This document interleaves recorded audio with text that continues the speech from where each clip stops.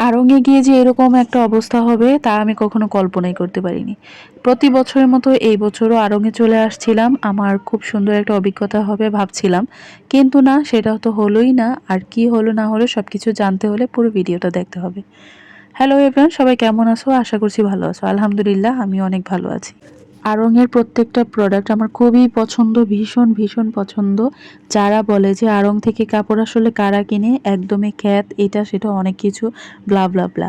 আসলে তাদের জন্য আজকের আমার ভিডিওটি। আড়ং নিয়ে সত্যি বলতে আমার এই পর্যন্ত তিক্ত কোনো অভিজ্ঞতা ছিল না আর নেইও। তো আজকে যেটা ঘটছে এটা একটু পরে বলছি। এখানে একটু সুন্দর করে জামাটা দেখায়নি। এই ড্রেসটার প্রাইস ছিল ৬,০০০ সামথিং। আর আড়ং থেকে যারা কেনাকাটা সবসময় করে তারা জেনে থাকবে এই ধরনের কাজের ড্রেস কোয়ালিটি, তারপরে হাতের কাজ কতটা সুন্দর নিখুঁত ফিনিশিংয়ের হয়ে থাকে। আড়ং মানেই নতুনত্ব, আভিজাত্যের ছোঁয়া, যেটা আমাদের বাঙালিকে বিশ্ব দরবারে রিপ্রেজেন্ট করে। আমাদের দেশীয় পণ্য এগুলা যদি আমরা না কিনে বাহিরের প্রোডাক্টগুলা কিনি, বাহিরের ড্রেসগুলা প্রতি বছরই তো বাহিরের থেকে অনেক অনেক ড্রেস আসে, সেইগুলো তো আমরাই কিনি, কি বলো? আর ঈদের মধ্যে একটু জাঁকজমক ড্রেস সবাই পছন্দ করে। তো আমার কাছে মনে হয় বিদেশীয় পণ্য থেকে আসলে আমাদের একটু সরে আসা উচিত।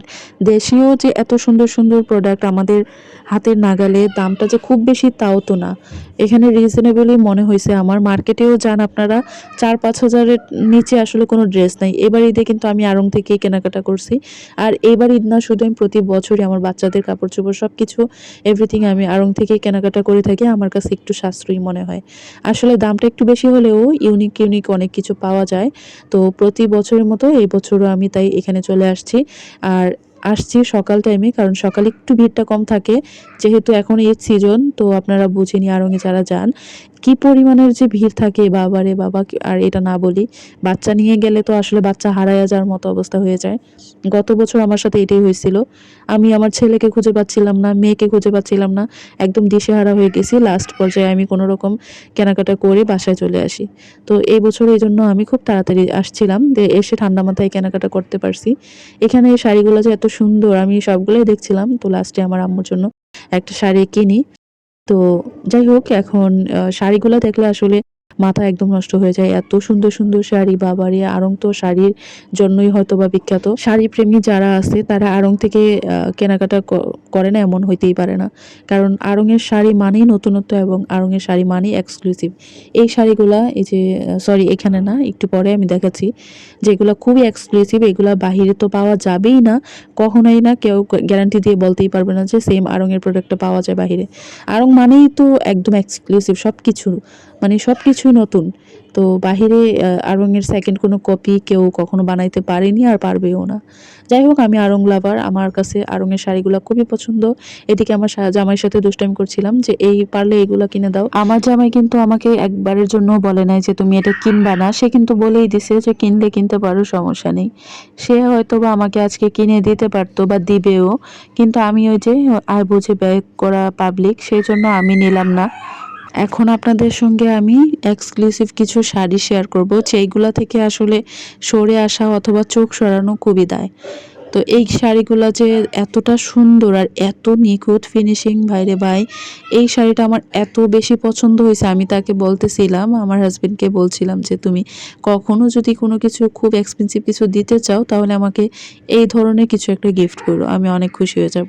এটা মুখের কথা হলো, আমার মনের কথা না, কারণ আমি চাইও না কখনো সে এত দামি কিছু আমাকে গিফট করুক, কারণ এগুলো আমার সাধ্যের বাহিরে ছিল। তো এখানে আমি শাড়ির প্রাইসটা শো করছিলাম, বাট ক্যামেরাটা ঘোলা হয়ে যায়, তাই বোঝা যাচ্ছে না। আমার ভিডিওটা যদি কোনো বড়লোক শাড়ি প্রেমী আপু দেখে থাকো, তাহলে আমি তোমাকে বলছি এখান থেকে একটা শাড়ি নিয়ে তোমার কালেকশনে রাখতে পারো, কারণ এতটাই এক্সক্লুসিভ এগুলা। কোনো প্রোগ্রামে যদি পরে যাও তাহলে একদম সবার মধ্যমণি হয়ে থাকবে, এতটাই সুন্দর। সবাই একদম প্রশংসায় পঞ্চমুখ করে দিবে তোমাকে। যাই হোক, এখন আমার ছেলের জন্য একটা পাঞ্জাবি নিব। এইখানে পাঞ্জাবি নিয়েও নিছি। তো আমার কাছে এই পাঞ্জাবিগুলো বেশ ভালো লাগছিল, বাট নিব না।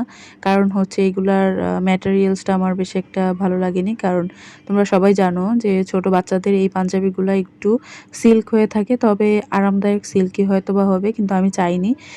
চাইছিলাম যে একটা কটনের মধ্যে নিব। তো আড়ং-এ কিন্তু ভিডিও করা একদম নিষেধ। আমি ঢোকার সঙ্গে সঙ্গে আমাকে নিষেধ করছিল। তারপরে আমি যতটা সম্ভব তোমাদেরকে দেখানো ততটাই দেখালাম। তো আমার ভিডিওটা যদি একটু দেখতে প্রবলেম হয় তোমরা একটু কষ্ট করে দেখে নিও, আমি যতটা সম্ভব হয়েছে ততটাই দেখালাম। তো এখানে হচ্ছে ছোট বাচ্চাদের কিছু কালেকশন দেখাচ্ছিলাম।